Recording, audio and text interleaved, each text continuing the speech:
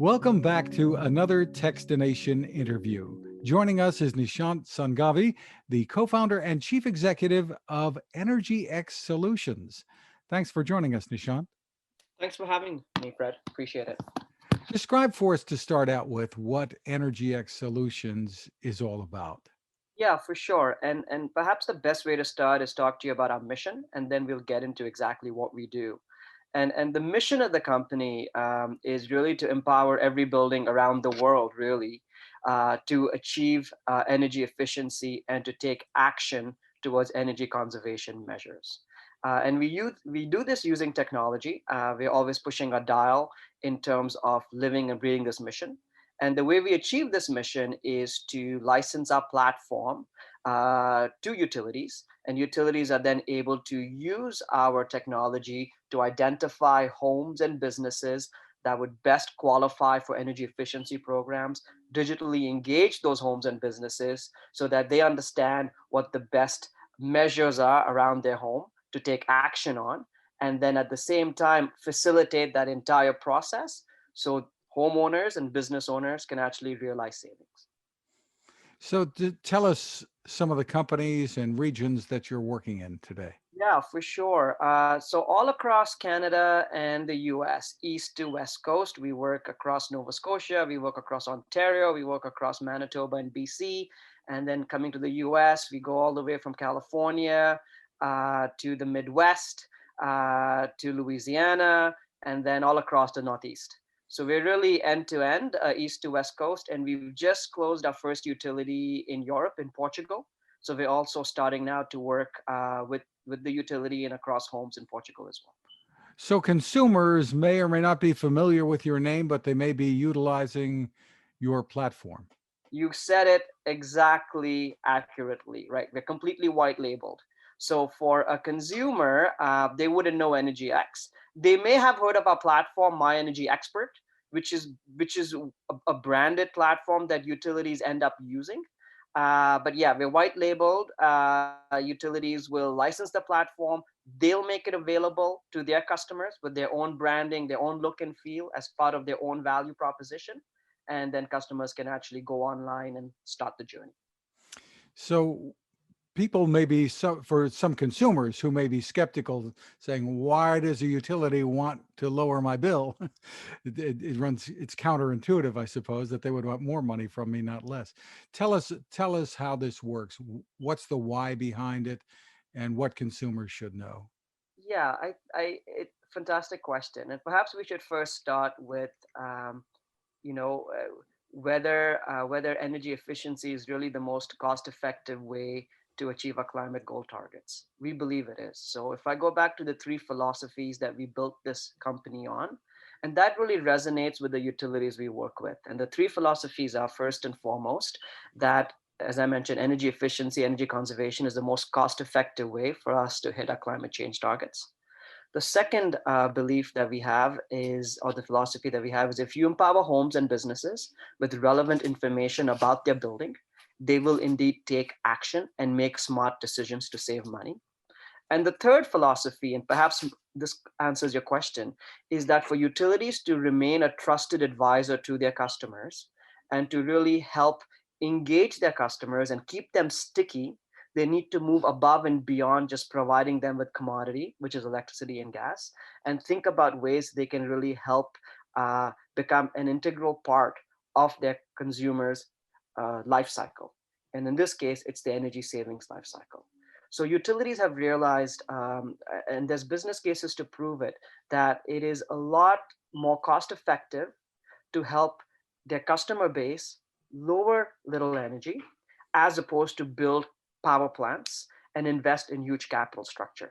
There's also a lot of mandates and government regulations in place that really empower and facilitate utilities to effectively run energy efficiency programs.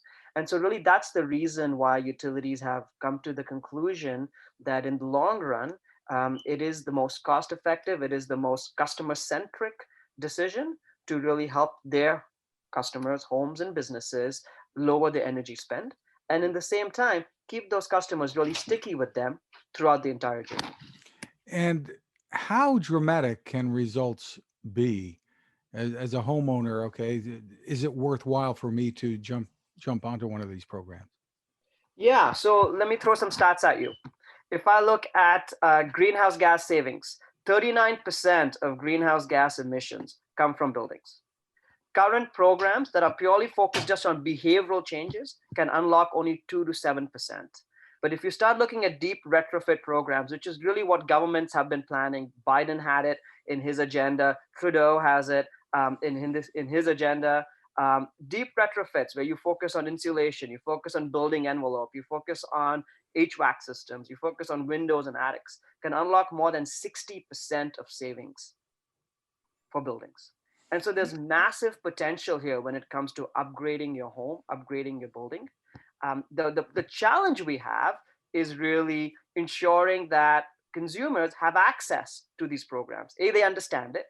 So they're educated within their building to understand where they can unlock those savings. And B, they have the means and the access to enroll in the programs that actually allow those upgrades to take place so they can start realizing those savings. And that's really that spot where our platform plays a very key role.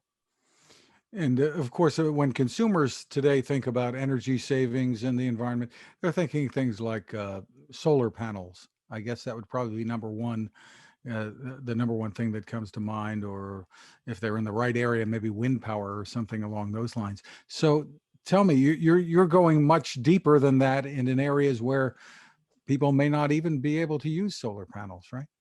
Right, 100%. And also, you can use solar, but if you still have a leaky building, you're still not as efficient as you can be. So I think there's a combination of doing both. We're very big and strong proponents of using clean energy, right? Getting away from fossil fuels. You've got solar, you've got wind, you've got other types of generation that can really allow for you to have clean energy into your buildings. But at the same time, you want to make sure that you're using that energy in the most efficient way. And that's where upgrades and retrofits become such a key aspect of it. Don't have a leaky building. Let's figure out how you can really maximize the use of the energy you're getting into your building. And then at the same time, make sure that the energy you are getting is clean, is coming from the sun, is coming from the wind, is coming from geothermal, all the other ways. Interesting. So, are you anticipating with the new administration here, there's going to be uh, a great deal more emphasis on people taking advantage of these programs and incentives and such? Yeah, we're seeing that. We're seeing three things. And this is not only across the US and Canada, we're also seeing it across Europe now. We're seeing three things. Number one, the focus on hitting emission targets and really trying to understand everything we can do to reduce climate change or combat climate change. The second thing we're seeing is a strong focus in understanding all the different things you can do to combat that. Focus on clean energy and clean generation, focus on the grid, and at the same time focus on the buildings, which is how do you increase the adoption of deep retrofits. And then the third thing we're seeing is, to your point, incentives and more focus on governments working with utilities to help design programs that can really help facilitate that shift in policy, and then can facilitate consumers actually taking advantage and leveraging all the measures and incentives that are provided to them. And it's in those three things that we're finding that our technology can really start playing much more of a prominent role. Tell me about the impact of the pandemic. It would seem to me that prior to this, a lot of people would have their thermostats adjusted, maybe automatically, that when everybody leaves the house, the thermostat adjusts. So you're going to save energy during the day, and then the heat or the air conditioning comes back on around the time you're going to get home. Now, so many of us are home all day long, and it's a house full of people. Yeah, I mean the pandemic's had so many impacts, right? I mean, let's go back to at least the topic today. To your point, correct. We're all staying at home more often than we were. We're working from home. Our kids are at home, and so we're definitely using more electricity. We're using more gas. And so we're starting to see an increase in energy bills. At the same time, what utilities have realized is they've got to figure out how to best digitally engage with their customers and educate their customers and understand ways in which they can help their customers lower energy spend, because energy spend has increased. And at the same time, the economy has struggled. Some of us have lost our jobs. And so paying those energy bills can become more and more of a challenge. The other thing we've seen from a pandemic perspective is generally when you want to do some changes around your home and make your home energy efficient, one of the most common things to do is call up an energy auditor who would then come into your home, do a walkthrough audit, which will cost you some money. In certain cases, it's subsidized by the utility. Some certain cases, it's not. And then you have this energy report, which you can then start acting on, which tells you exactly what you need to do. But with social distancing, that's not possible now. And so this is really where digital platforms like ours become such a prominent way and such a cost-effective way and a scalable way for utilities to still educate their customers. So you don't need to send an energy auditor in anymore. You can use our tool and for the homeowner to really understand what they can to do those upgrades, and then they can get contractors out to do that at a time that makes the most sense. So we're seeing the pandemic really um, it's accelerated our business. It's accelerated our growth because we've seen the adoption of technology um, become so much more compared to where we were pre-pandemic days. And with the new emphasis on electric vehicles that we're hearing about from the administration, even during the Super Bowl, and General Motors pledged to push nothing but electric vehicles or zero emission vehicles by 2035, which sounds like a long way away, but it really isn't. Are we going to need to see a dramatic shift in energy generation? I know this may not be exactly what you work on, but Yeah, otherwise, I mean, electrification is such a hot topic right now when it but comes to electric vehicles don't necessarily make for a cleaner environment unless the electricity being generated to charge the vehicle it's clean. is clean. Is clean, 100%. But the question you asked though is, with electrification coming on board, you're going to start seeing even more energy use and increased energy use. I mean, I own an electric vehicle. I've had an electric vehicle since the last 4 or 5 years now, right? And I swear by it. I would never go back. I would never ever go back. But at the same time, I think what utilities have to start accounting for is as the world moves towards EVs, and I'm a big believer that the world will. I don't think we're going back. I think we're going forward. They've got to really start thinking about, well, how are we going to account for this additional supply? And generally, you would account for the additional supply by building more plants, or trying to figure out how you can get more clean energy into the grid. And I think that's going to happen. But at the same time, there's also energy efficiency becomes such a more important aspect of that now, because you can, if you have a leaky building, you're losing a lot of energy. And as you require more and more people to use energy because of electrification, you really want to make sure that the building is as airtight and as efficient as possible. So it really goes hand in hand.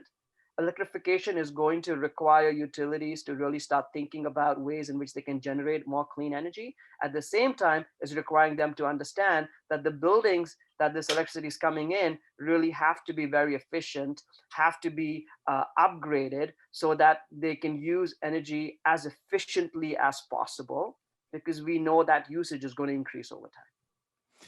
Is there a place that people can go to get more information on the work that you and your company are doing? Yeah, our website, www.energyxsolutions.com. You can find us on LinkedIn. In many cases, depending on where you are, if you're in California, if you're in Louisiana, if you're in the Northeast, if you're in Missouri, if you're in DC, and if you're across Canada, you probably have access to our platform through your utility. But yeah, our website's the best way, and that'll actually showcase all the different utilities we're currently working with today. And if you really want to have access to the platform, I would say call your utility and ask them how they're helping you as a homeowner or business owner save energy, and what are the tools and the resources you can use to do so. And hopefully that, if you don't have access to that, that'll prompt them to start looking for platforms like ours that would really help benefit their consumers. And are there many players in this space? We're seeing it's a great question. I think we're seeing players across various different aspects. We're seeing players that are purely focused on educating customers and digitally engaging customers. We're seeing players that are purely focused on helping customers change behavior, and helping them understand what they can do around their home to reduce energy usage. So you know use energy at off peak times as opposed to on peak times, so use energy when cost of electricity is cheaper, or try to convert your appliances into Energy Star appliances. So we're seeing players really focus on behavioral changes. We're seeing players focused on digitally engaging customers. We're seeing players work with utilities on the back end processes. What we've really tried to do is create an end-to-end solution from start to finish. We start by helping utilities virtually audit their entire customer base using our machine learning models. We help them identify homes and businesses that would be the most right for the different programs they're running. Focus on retrofit and upgrade on programs such as weatherization, insulation, really programs that help upgrade buildings. So that's one aspect of it. Once we've been able to help utilities segment their customers, we then work with utilities through our digital engagement platforms to engage those customers, get those customers to come online and help educate them on upgrades and programs that they can take advantage of. And then we work with utilities on the back end so that the utilities can schedule contractors and retrofits with those homeowners that have now qualified for the programs, and ensure that homeowners can get their rebates and incentives back out to them. So the end-to-end platform or the solution, we haven't really seen a lot of competitors in that space as yet. But as I said, it's coming. We're seeing more and more regulation and policies really pushing utilities across the world really to enable and facilitate this to happen. And so I would hope to see more players like ours, right? I think competition in the sector is always good because we have one mission. We want to get all homes and buildings to take advantage of energy efficient energy conservation measures. Are you primarily then a software AI type company then? Very much so. So we're fully software as a service, enterprise platforms, white labeled by utilities. There's a strong consumer portion of it because at the end of the day, we have consumers, homes and businesses that interact with the platform and facilitate their journey through the platform itself. But it's a pure software play. And consumers, if they do sign up and they have questions, are they going to be contacting your company, or how does it work? Do you Yeah, provide that support? again, awesome question. It really depends on what questions they have. If they have questions on the platform itself, and if they've got information in there and they want to find out, if I guess any technical questions about this platform itself, they would contact us with the first line of support. But if there's program specific information or incentive specific information, they would then contact the utility to find out more about that specific program above and beyond what they've already learned about it through our platform. So it really depends on the type of questions they have. The company again is EnergyX Solutions. Congratulations on the innovation. And Nishaant Sangaavi, thank you for taking the time with us. Thank you, Fred. That was a lot of fun and I truly appreciate it. Cooking with the power of the sun. Hi, I'm Fred Fishkin, here to tell you about the latest innovation from my friend Patrick Sherwin and his great team at GoSun Stove.